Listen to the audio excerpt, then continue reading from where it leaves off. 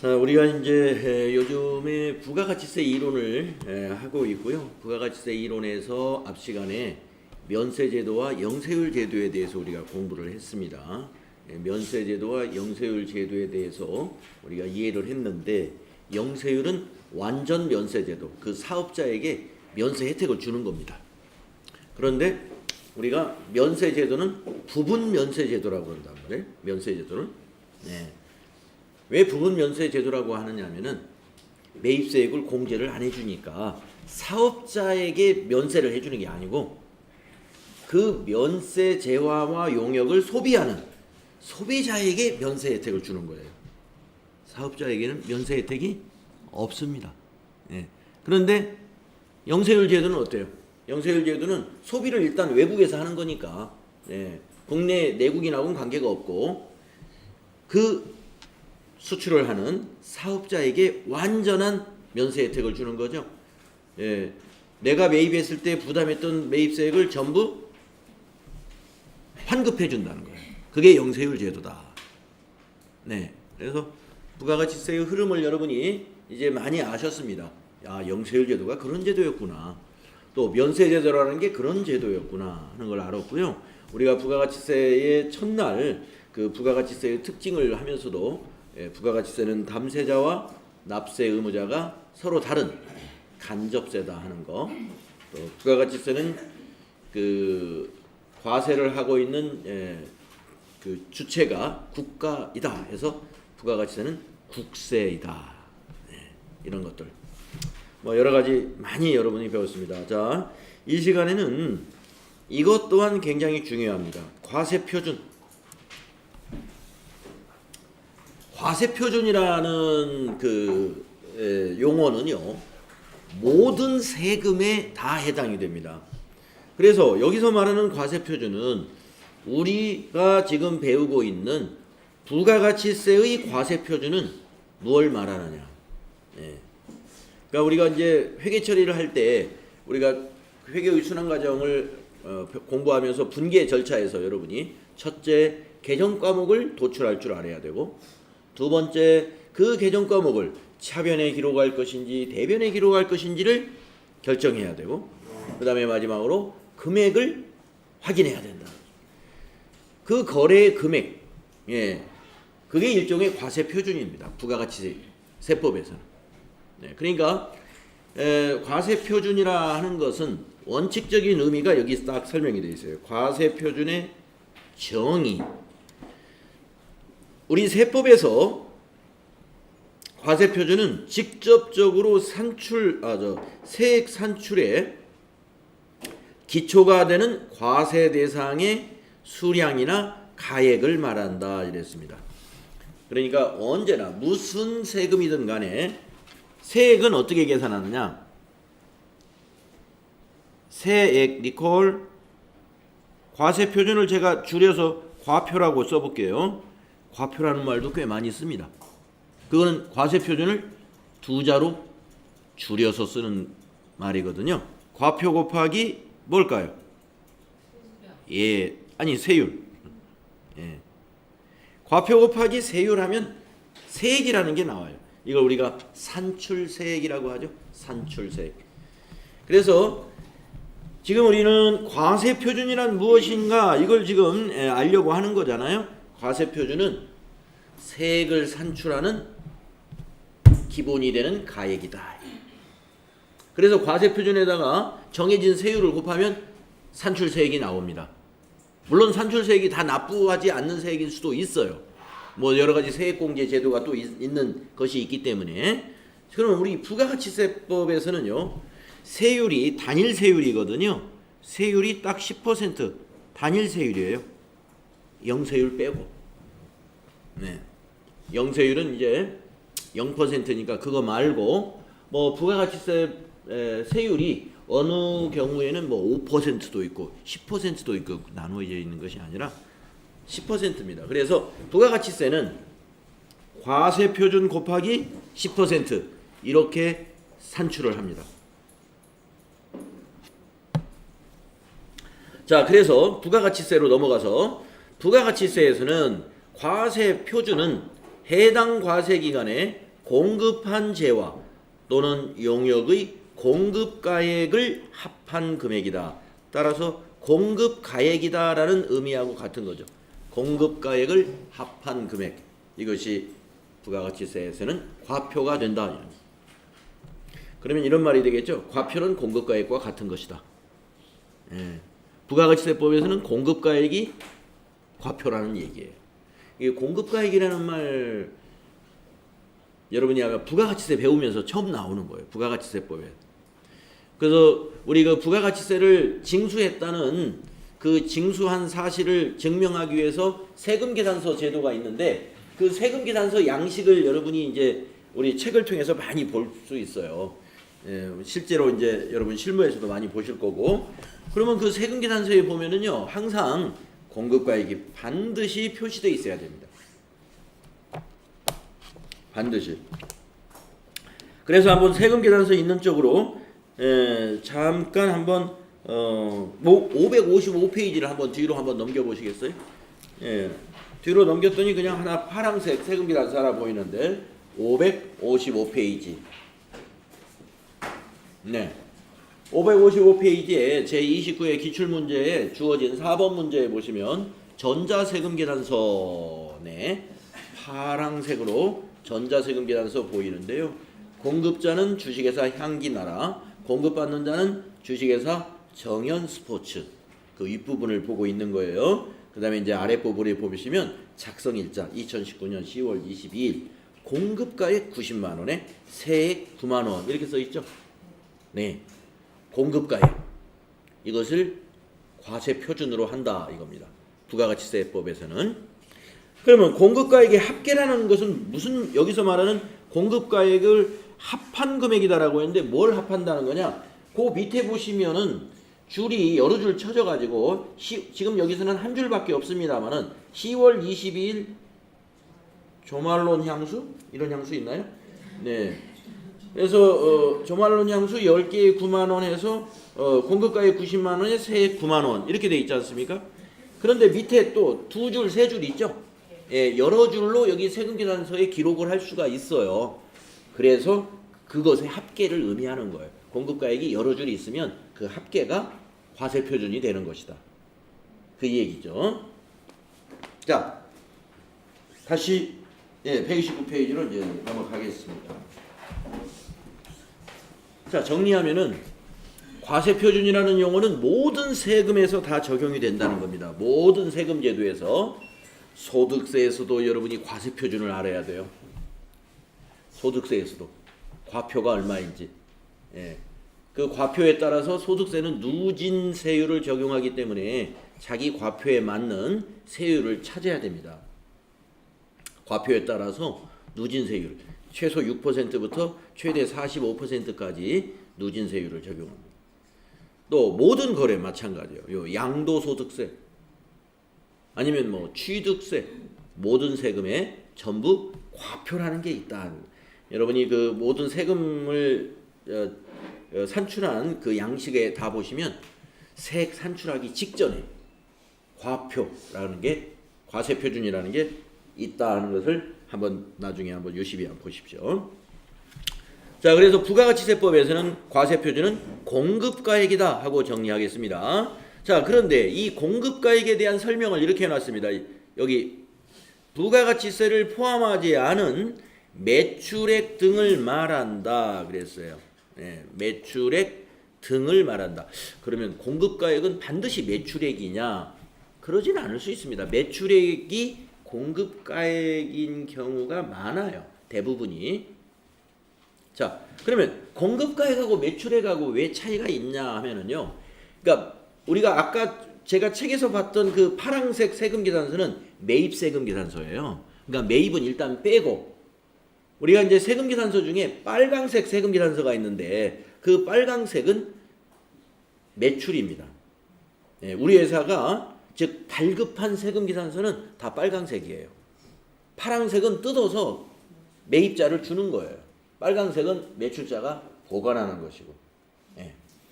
그러니까 지금 전자세금계산서니까 뭐 뜯어서 이렇게 주고 그러는 게 아니라 이메일로 전송해 버리죠. 예. 지금은 전자생성에서 발행을 하기 때문에 종이를 뜯어서 이렇게 나눠주는 게 아니라 예. 발행을 하면은 그 상대방 이메일로 가고 또 어디로 갑니까? 국세청으로 가고 이렇게 전송이 일어나죠. 자, 그래서 아무튼 그렇지만 우리가 이제 시험지 종이에다가 표시를 할 때는 매출 세금 계산서는 빨강색으로, 매입 세금 계산서는 파랑색으로 이렇게 표시를 합니다. 자, 그러면 한번 생각해 볼까요? 매출했으니까 빨강색 세금 계산서에 있는 모든 공급가액은 다 매출액일 것 같죠? 상품을 파는 걸 거기다 발행했을 테니까. 근데 반드시 그렇지는 않다. 왜 그러냐 하면은 우리가 회사에서 빨강색 매출 세금 계산서 발행하는 공급가액이 다 상품 매출만 있는 것은 아니라는 겁니다. 어느 경우가 있냐면은 사용하던 유형자산 같은 것을 처분할 때도 세금 계산서를 발행한다 이 말이에요. 고정자산 같은 거, 유형자산. 네. 그러니까 뭐 무형자산이나 유형자산 처분할 때, 그러니까 사용하던 그 상품 운반용 트럭을 이제 쓸모가 없어가지고 중고시장에 내다 팔았단 말이에요. 그러면 세금계산서 발급해야 되거든요. 그것도 어디에 들어가 있어요? 공급가액에 들어있죠. 그러나 우리가 유형자산을 처분한 것을 매출액이라고는 안 해요. 예. 우리 그 손익계산서의 맨 위에 표시되는 매출액은 영업수익이죠.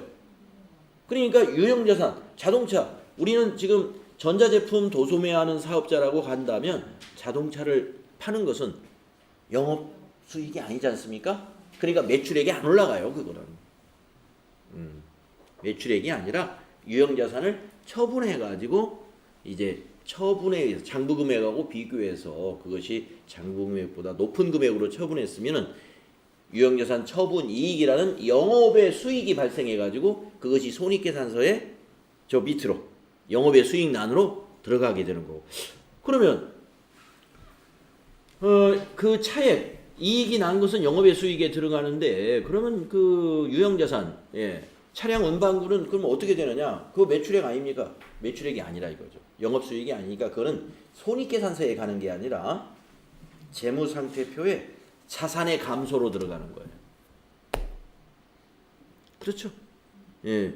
유형자산을 갖다 팔았으니까 자산 감소. 자산 감소로 들어가요. 그런데 상품을 팔잖아요? 수익 발생. 매출액으로 들어가요. 매출액으로. 그러면 그 상품 재고에서 빼야 되는데 자산 감소는 안 시킵니까? 그 자산 감소 시킬 때가 결산 때 우리가 어떻게 합니까? 상품 매출원가 대체 분계를 하잖아요. 결산 때. 여러분 다 잊어버렸죠? 예.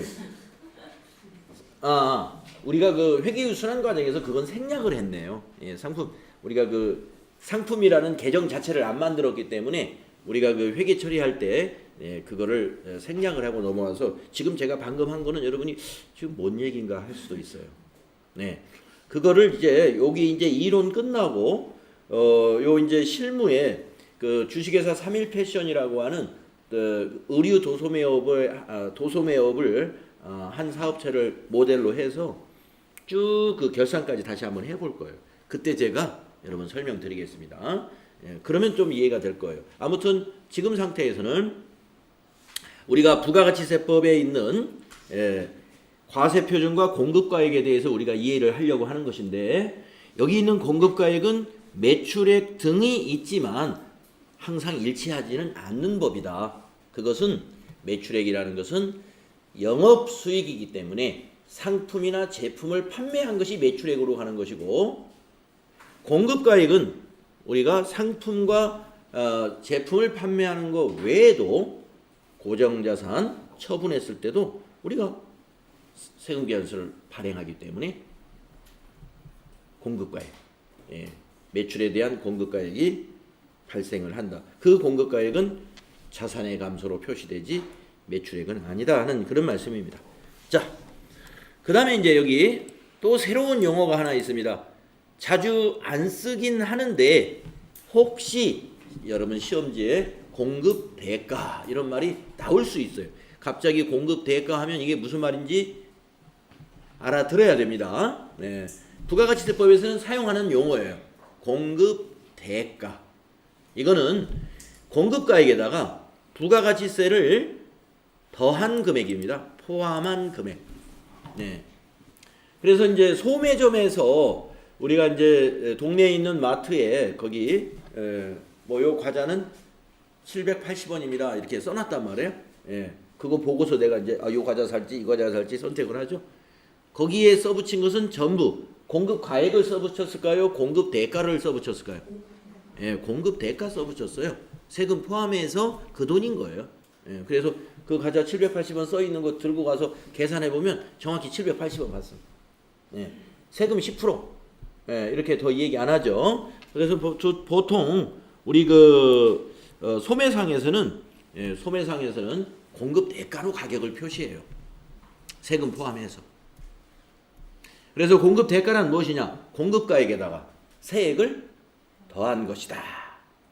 아시겠죠? 예.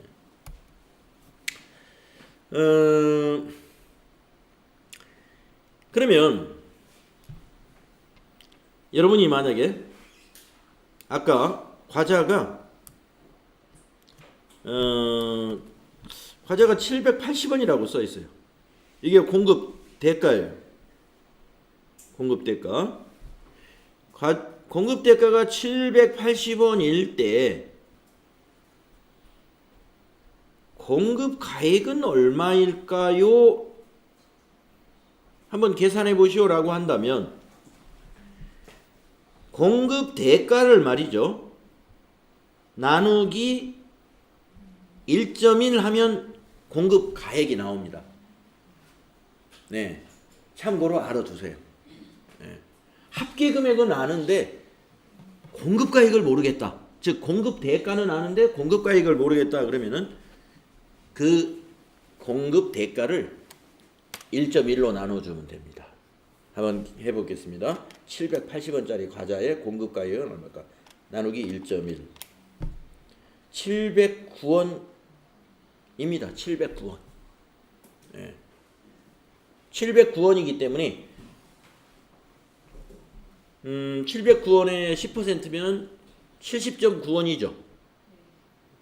70.9 반올림 해야 되겠네요. 그러면 709원에다 70.9를 하면 779원 90전이니까 그래서 780원이 나오는 거예요.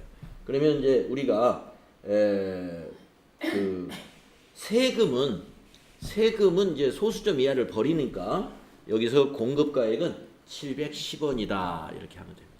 710원. 네, 709원 09전 정도 나오는데 네. 뭐 709원이라고 해도 되고요. 709원. 그래서 공급 대가를 알고 있을 때 공급가액을 구하는 것은 나누기 1.1 네, 이렇게 해서 구할 수 있으셔야 됩니다. 자, 이제 과세표준에 대해서 더 자세히 알아보겠습니다. 우리가 과세표준은 어떤 것을 말하는지 이제 이해를 했는데, 즉 공급 가액이 과세표준인데 그것을 결정하는 일반 원칙이 있어요. 자, 금전으로 대가를 받았다면은요, 그 대가 받은 것이 과세표준이 된다는 겁니다. 금전 외의 대가를 받았다? 예. 금전 외의 대가를 받았다는 것은 물품으로 받았다는 얘기예요. 교환거래가 여기에 해당이 돼요. 교환거래. 우리가 그 지난 시간인가요? 어떤 그 부가가치세 문제 뒤에서 문제 푸실 때 교환거래가 1번이 답이었던 거 그거 이제 어떤 그 용역을 공급받고 재화로 대가를 지불했다 이런 말이 있었어요. 예. 용역을 공급받고 자 그래서 제가 그런 아마 비유를 한 것 같은데 내가 전자제품 도소매상을 하는데 어떤 법률 자문을 받고 변호사 사무실에서 법률 자문을 받았는데 그 자문료가 80만 원이라고 했다고 칩시다. 80만 원이라고. 그래서 80만 원을 현금으로 드려야 되는데 변호사한테 좀 사정을 했어요. 제가 지금 현금은 없는데 변호사님 사무실에 지금 공기청정기가 없는데 우리 매장에 80만 원짜리 공기청정기를 좀 사용하시면 안 되겠습니까? 그러니까 이제 그렇게 합시다. 그래서 그 수수료를 상품으로 줬다 이거예요. 예.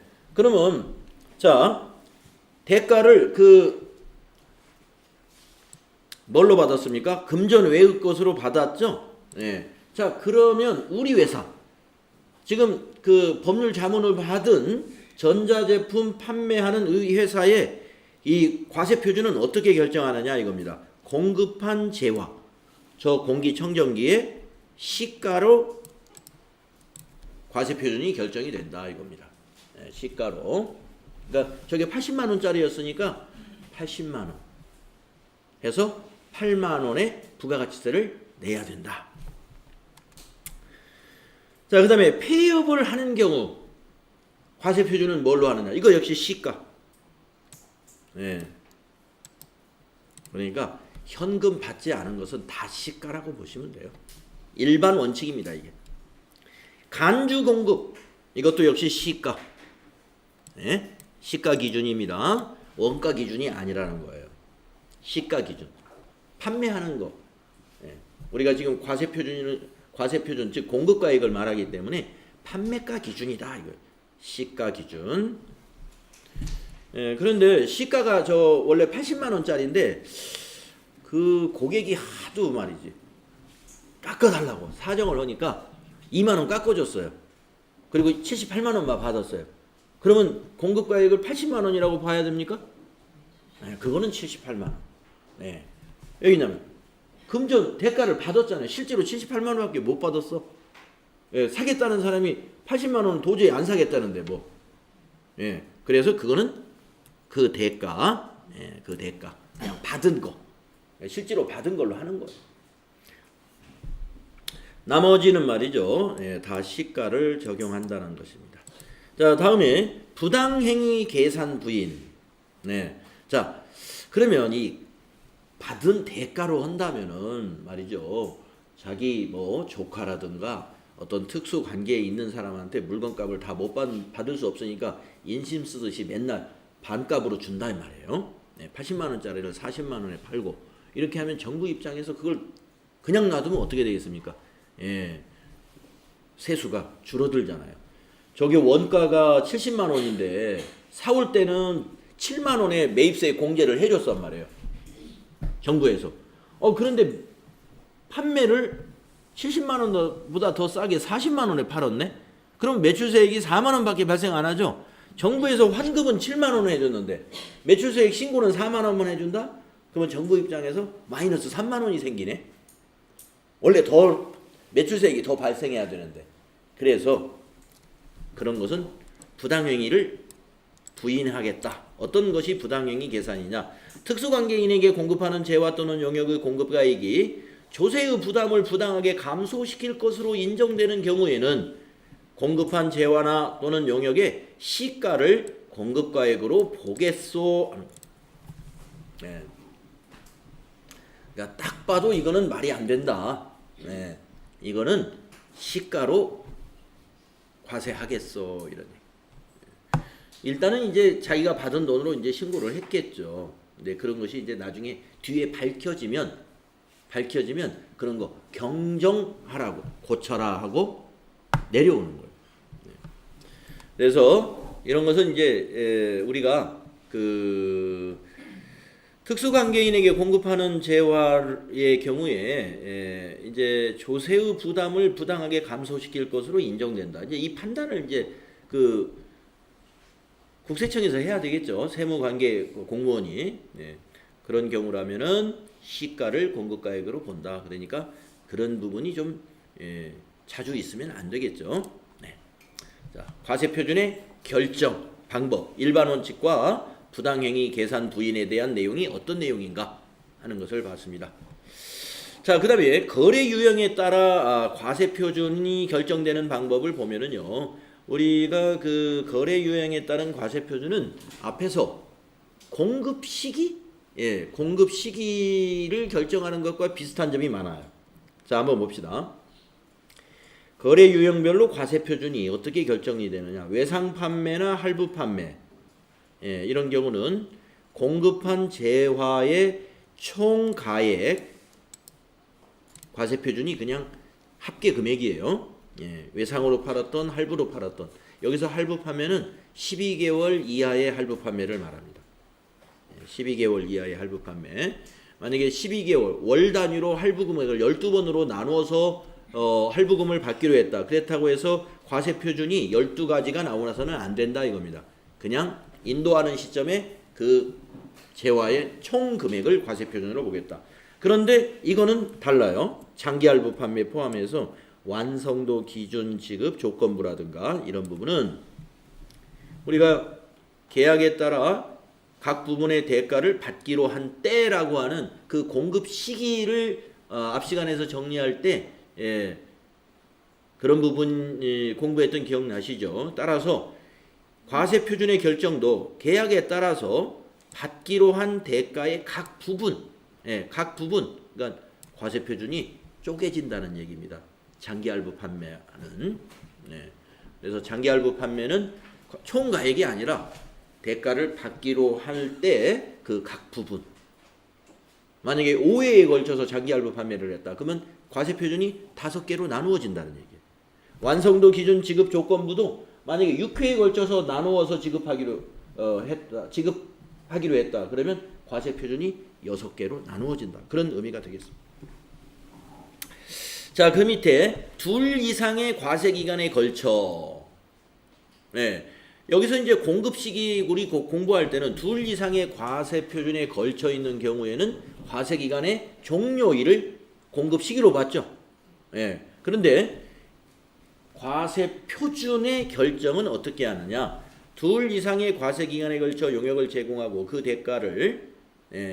대가를 선불로 받을 경우, 이럴 때는 용역이 이제 둘 이상의 과세 기간에 걸치는 경우가 있어요. 재화는 공급 시기가 정확하기 때문에 둘 이상의 과세 기간에 걸친다는 게 거의 없죠. 그러나 용역은 그 어떤 역물을 제공하는 것이기 때문에 그 과세 기간에 걸쳐서 제공할 수가 있습니다. 그랬을 때는 선불로 받았다면은 그 선불로 받은 금액을 이렇게 안분 계산을 하면 됩니다.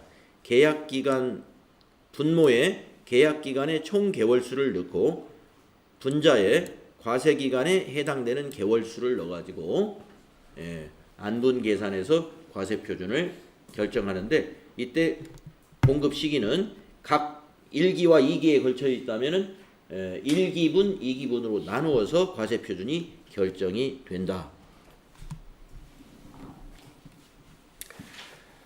자, 그 다음 페이지 130페이지에 보시면은 여기가 이제 과세 표준의 우리가 이제 일반 원칙을 이제 아는 셈이고요. 우리가 과세 표준의 결정을 하는 데 있어서 애매모호한 부분들이 있을 수 있는데 여기에서 그걸 좀 명확하게 정리한 세 가지가 있습니다. 그 세 가지가 뭐냐면은 이 표의 왼쪽에 있는 이것은 반드시 포함해라. 과세 표준에서 빼지 말아라는 거. 포함해야 된다. 왼쪽에 있는 거. 그 다음에 오른쪽에 있는 것은 이것은 포함해서는 안 된다. 과세 표준에 포함하지 말아라. 부가가치세 계산할 때. 그 다음에 밑에 또 하나가 있는데 이거는 표에 안 넣고 주의로 넣었어요. 이거는 과세 표준에서 공제해서는 안 된다. 공제하지 않는 것. 공제하지 않는 거하고 아까 여기에 있는 두 번째 있었던 포함하지 않는 금액, 이것의 차이는 뭐냐면은 시점의 차이입니다.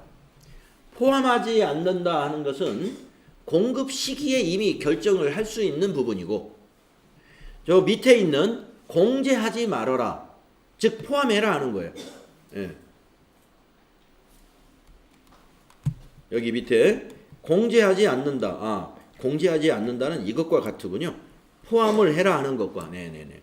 여기 다시 말하겠습니다. 요거하고 관련되는 게 아니라 여기는 과세 표준에 포함하는 금액이다 그랬어요. 이건 포함시켜라. 그런데 밑에 공제하지 않는 금액은 이런 거다. 두 개가 비슷하지만 시기 차이예요. 자, 이거는 공급한 이후에 발생하는 겁니다. 공급한 이후에 이런 일이 있을 수 있는데 이런 1, 2, 3의 경우에 과세 표준에서 공제하는 게 아니다. 나중에 공제하지 말아라 하는 거예요. 이거는. 자, 그런데 위에 있는 첫 번째 있었던 이거는 공급할 때 판단할 수 있는 거예요. 공급 시기에. 네, 그러면 공급 시기에 판단할 수 있는 것 중에서 이런 부분은 반드시 포함해야 된다는 건데 어떤 내용인지 한번 보겠습니다. 장기 할부 판매를 할 때 있잖아요. 또는 할부 판매할 때 현금으로 파는 것보다 판매하는 사람이 더 비싸게 팝니까? 더 싸게 팝니까? 더 비싸게 팔 수밖에 없죠. 예. 100만 원짜리 상품을 말이죠. 현금으로는 100만 원을 받을 수 있지만 2년 할부로 사겠대요. 그럼 100만 원에 팔아가지고는 안 되잖아요. 예.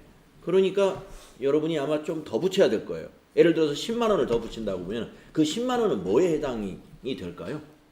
이자에 해당이 되죠. 예. 그 이자는 정상적인 과세 표준이에요. 장기 할부나 일반 할부 판매 시에 붙는 이자 있죠. 예. 현금 판매하고 차이가 나는 부분, 그거는 과세 표준에 넣어야 돼요. 예. 포함 반드시 해야 된다.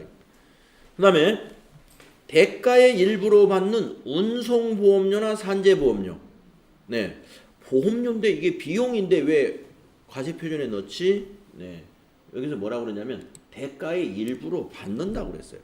여기서 대가는 그 상품의 가격을 말합니다. 상품을 공급하는 그 대가의 일부의 보험료나 산재보험료를 반영해 가지고 받았어요. 그러면 이건 상품 가격이에요. 따라서 과세 표준에 이런 건 포함해야 돼.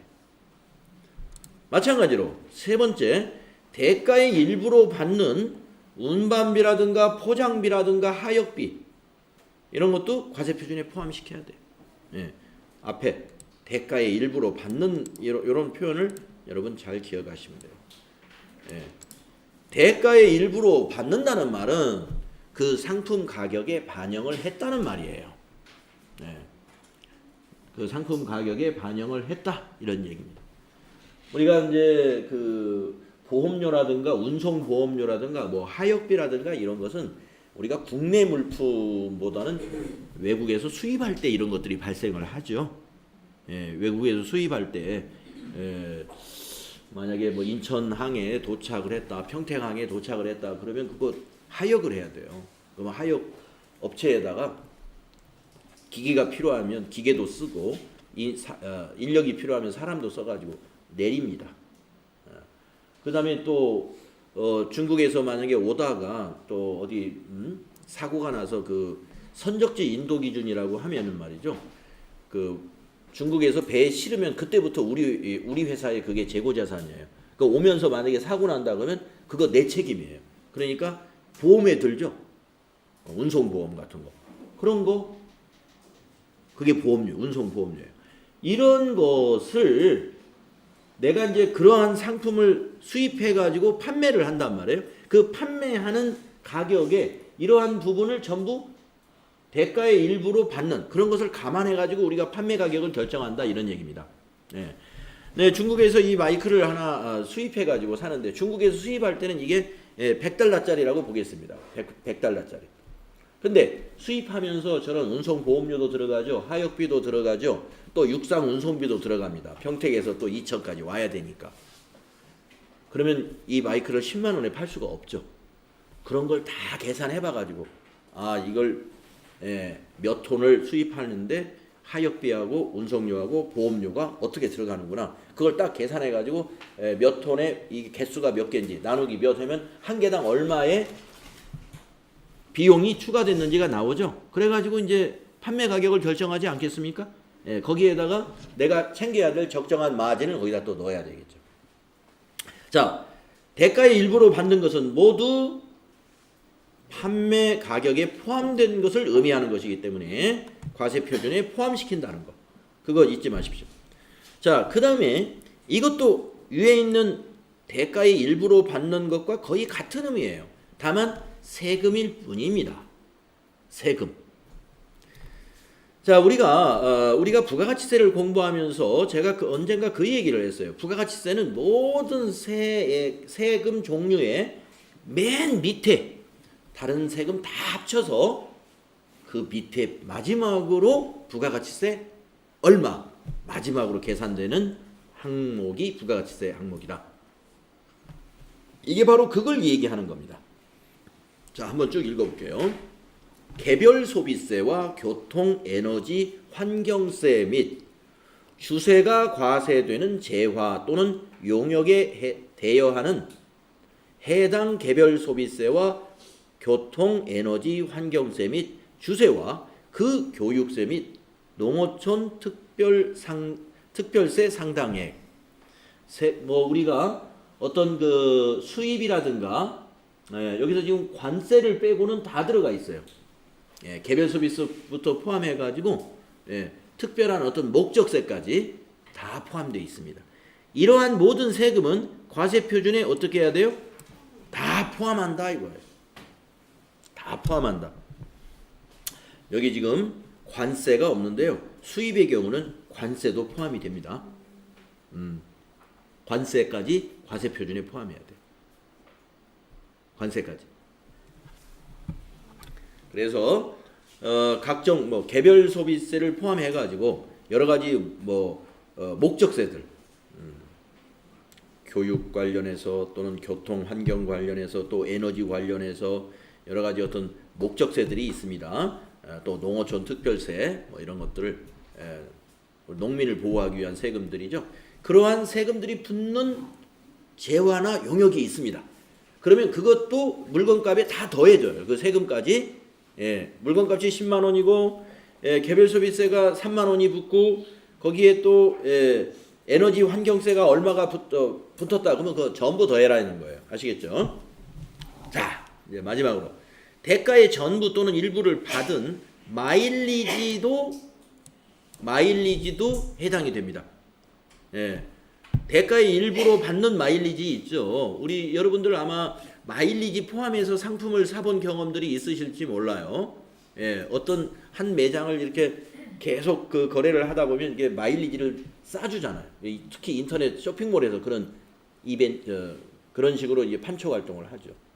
그러면 내가 좀 마일리지가 쌓였습니다. 이번에 사는 것이 5만 원짜리 물건을 사려고 해요. 그러면 결제할 때 마일리지 결제하시겠습니까? 내 마일리지가 한 10,000원이 남아 있어.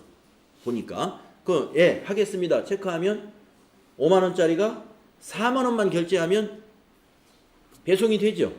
왜냐면 10,000원은 마일리지로 결제했어요. 그러면 판매자 입장에서 나는 고객한테 이번에 4만 원만 받았어. 공급가액은 4만 원이다.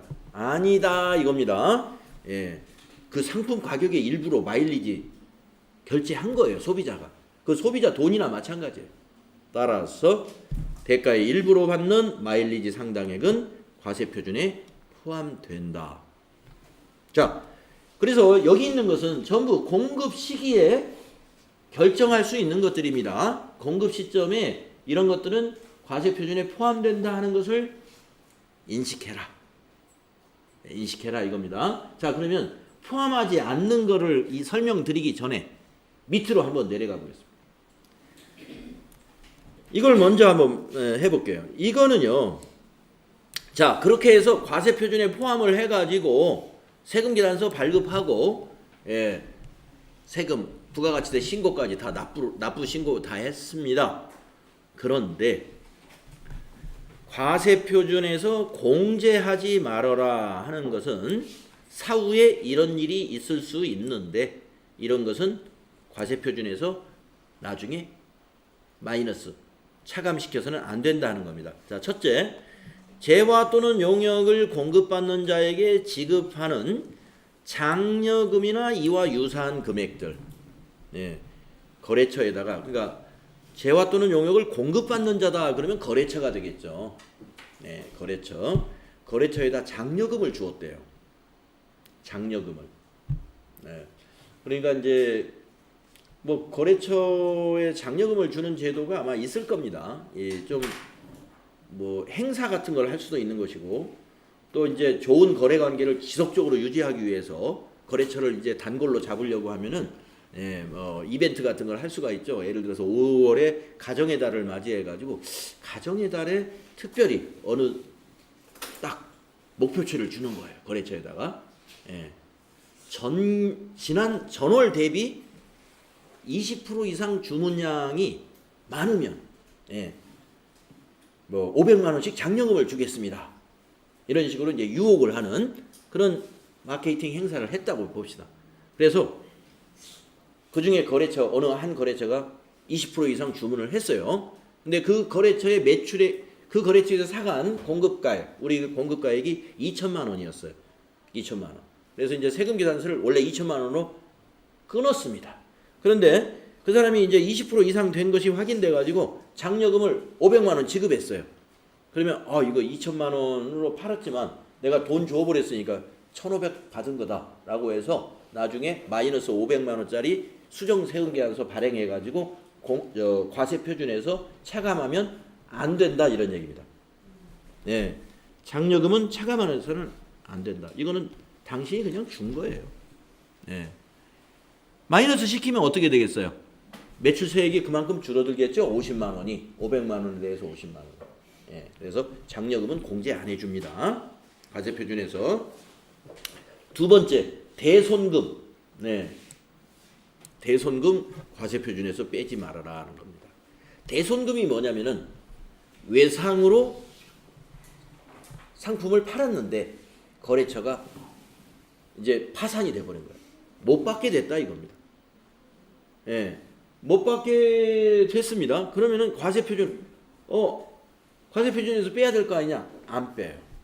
그대로 놔둬야 됩니다. 대손금 빼주지 않아요. 다만 세금은 빼줍니다. 대손세액 공제는 해줘요. 대손세액 공제는 왜냐면은 세금까지 안 빼주면 너무 억울하겠죠. 물건값 못 받아가지고 속이 상해 죽겠는데 정부에다가 거기에 대한 세금까지 내가 냈네? 거래처에서 받아서 내는 거 아닙니까?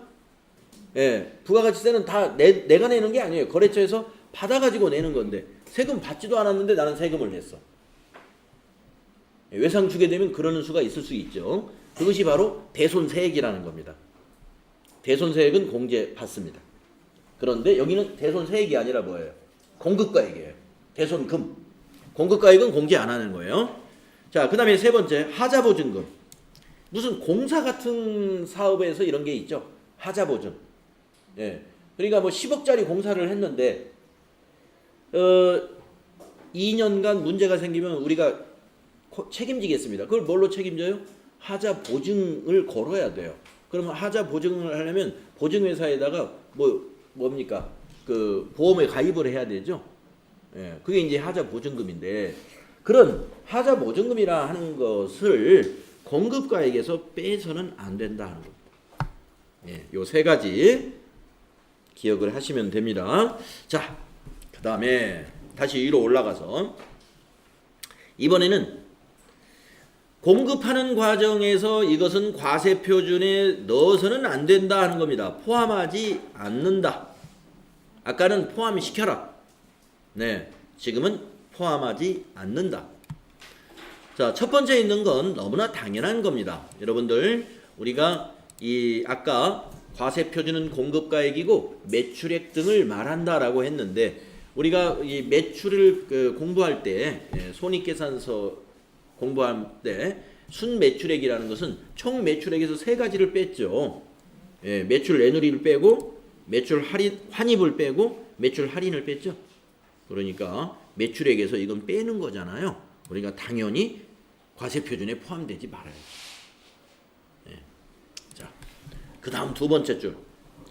공급받는 자에게 도달하기 전에 파손돼 버렸어요. 이거 포함하지 말아야죠. 파손된 재화에 대해서 결제를 받을 수 있나요? 못 받죠. 그래서 이것도 당연히 과세 표준에 포함하지 않는다. 다음에 세 번째, 재화 또는 용역의 공급과 직접 관련되지 아니하는 국고보조금. 우리가 직접 관련된다면은 그게 과세 표준이 될 수 있지만 재화나 용역의 공급과 관련되지 않는다 했죠. 그러니까 당연히 과세 표준에 포함되지 않는다. 과세 표준에 포함되지 않습니다. 자, 그 다음에 네 번째, 공급에 대한 대가의 지급이 지체되었음을 이유로 받는 연체이자 이거는 포함하지 말아야 돼요. 조금 전에 왼쪽에 포함해야 되는 이 할부 이자는 연체 이자하고는 개념이 다른 부분입니다. 할부 이자는 거기에 이미 제품을 12개월 할부로 또는 24개월 할부로 했을 때 현금가보다 이만큼 더 비싸게 받겠다 하고 이미 가격이 책정된 것이고, 여기 있는 연체이자는 모든 사람에게 연체이자를 받는 것이 아니라 그 약속을 지키지 않으면 약정에 의해서 몇 퍼센트, 연 몇 퍼센트의 연체이자를 부담하셔야 됩니다. 이런 거 있잖아요. 그게 연체이자예요. 이것까지 부가가치세를 과세할 수는 없죠. 연체이자에 대한 것까지. 그래서 연체이자는 과세표준에 포함되지 않습니다. 즉 여기 과세표준에 포함되지 않는다는 것은 즉 부가가치세가 없다는 것을 의미하는 거고, 이거 포함해라 하는 것은 부가가치세가 있다는 것을 의미한다는 거죠. 그러니까 여러분이 생각을 해보세요. 연체이자에 대해서 부가가치세를 과세하는 게 과연 그게 타당할까? 말이 안 되잖아요. 그래서 연체이자는 포함하지 않는다. 자, 그 다음 거는 뭐라고 했냐면요, 용기입니다. 용기. 포장 용기 같은 건데 읽어보겠습니다. 통상적으로 용기 또는 포장을 해당 사업자에게 반환할 것을 조건으로 그 용기 대금과 포장 비용을 공제한 금액으로 공급하는 경우에 그 용기 대금과 포장 비용은 과세 표준이 아니다, 이런 얘기입니다. 네, 그러니까 생맥주 통 같은 거를 여러분이 생각하시면 됩니다. 생맥주 통, 생맥주를 공급하려면 그 생맥주 통째 갖다 줘야 돼요. 근데 그 생맥주 값은 가령 5만 원이고 통값이 3만 원이라고 가정을 한다면 그 5만 원만 받아야 되잖아요. 맥주집에서 그 뭐 통까지 제가 살 필요 없죠.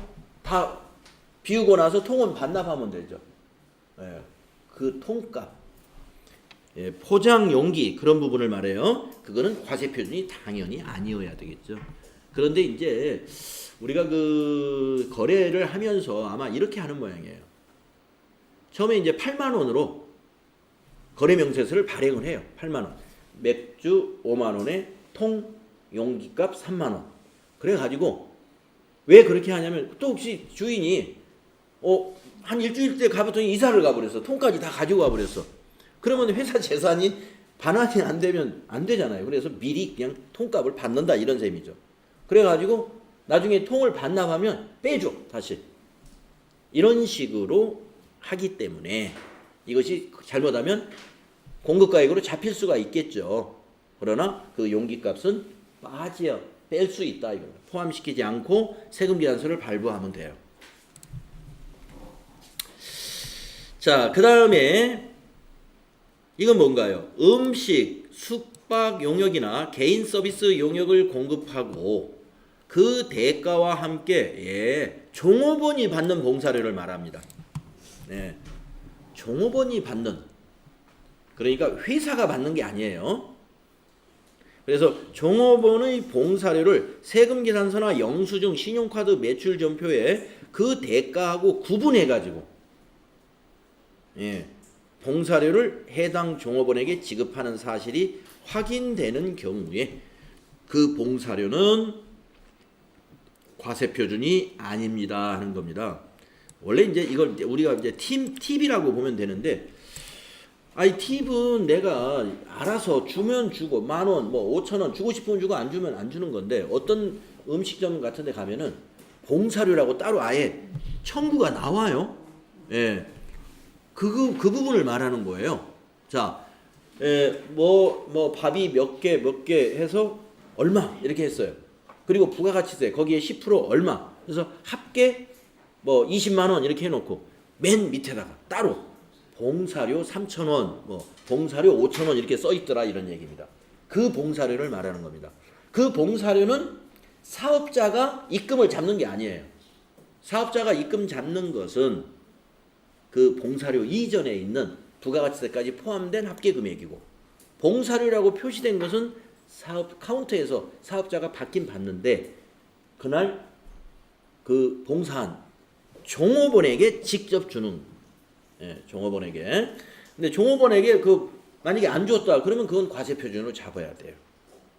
여기서 말하는 뭐 이렇게 그 대가하고 구분해서 적은 경우로서 봉사료를 해당 종업원에게 지급한 사실이 확인되는 경우에는 포함하지 않는다 이 말이거든요. 근데 그 사실을 확인하는 어떻게 확인할지는 모르겠지만 이 영수증 자체에 따로 구분이 돼 있습니다.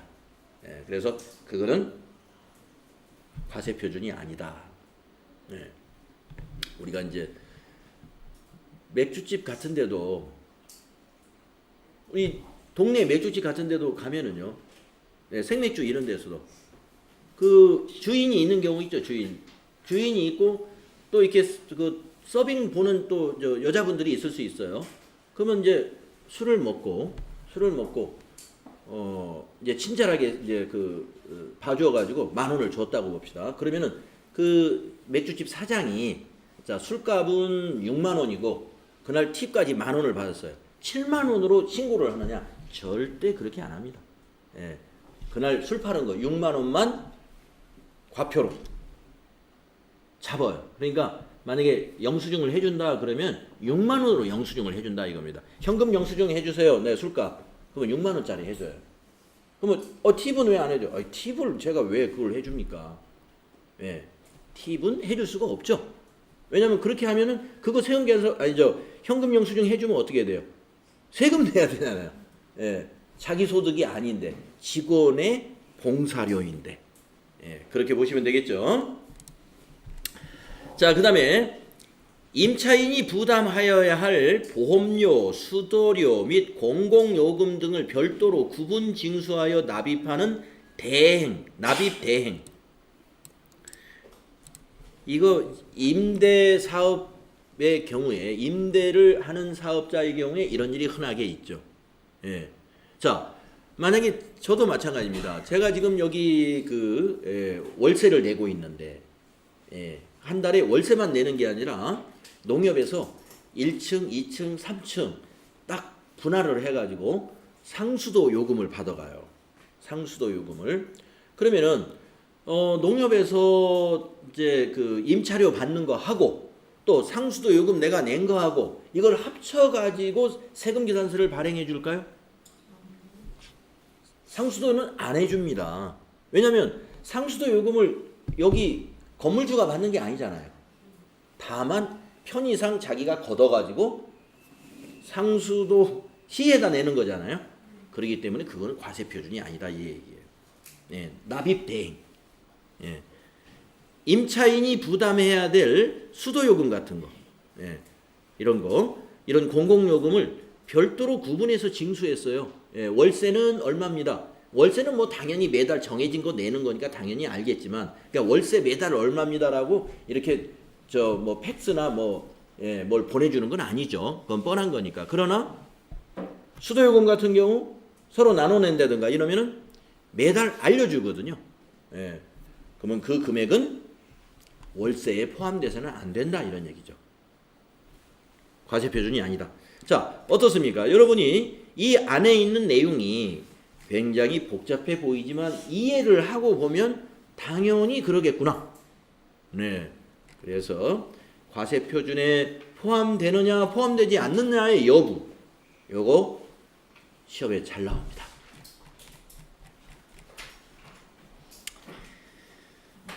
자, 매출 여기 재화의 수입까지 하고 우리도 쉬었다 하면 되겠습니다. 자, 재화의 수입은 여러분 외국에서 물품을 수입하는 것을 말하죠. 재화의 수입. 재화의 수입에 대한 부가가치세의 과세 표준은 그 재화에 대한 관세의 과세 가격과 관세, 개별소비세, 주세, 교육세, 농어촌 특별세 및 교통, 에너지, 환경세를 합한 금액이다. 조금 전에 왜 아까 여기에서 관세가 없었지?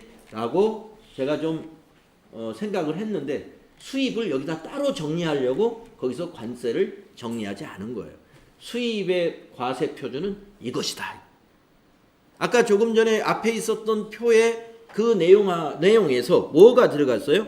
관세하고, 예, 관세의 과세 표준하고, 관세의 과세 가격이라는 게 관세의 과세 표준을 말하는 거예요. 예, 그럼 관세의 과세 가격, 즉 과세 표준은 뭐냐? 그 수입하는 상품의 물건값이 되겠죠.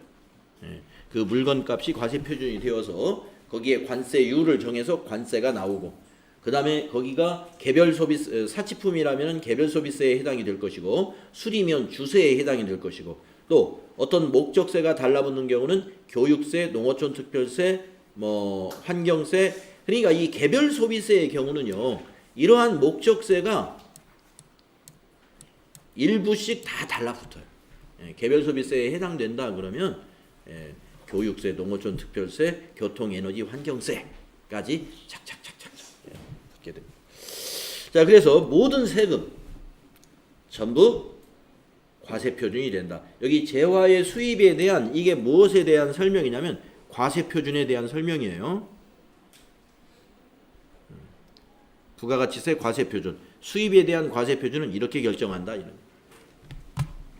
자, 그런데 이제 결제를 좀 이상하게 할 수도 있다 이거죠. 외국 통화로 결제를 했을 때, 달러로, 뭐 또는 엔화로 이렇게 외국 통화로 결제를 했을 때는 이제 우리가 환율을 가지고 정리를 해야 된단 말이에요. 그렇죠? 한화로 표시를 해야 되니까 과세 표준을. 그러면 환율이라는 것은 변동이 있기 때문에 어느 시점의 환율로 볼 것이냐. 여러분은 아마 공급 시기를, 여러분 그 수출품에 외국 통화로 대가를 받았다면 수출했다는 얘기겠죠. 예, 국내 거래에서 외국 통화로 결제를 할 리는 없을 것이고, 그러니까 수출을 했을 때 외국 통화로 결제를 하는데, 우리가 공급 시기에서 이미 배웠습니다. 수출은 선적일이 공급 시기다. 그러면 그냥 뭡니까? 그 수출 상품 대금을 후불로 받았을 때는 무조건 선적일 기준으로 환율을 적용하면 돼요. 선적일 날 기준 환율이 얼마였는가?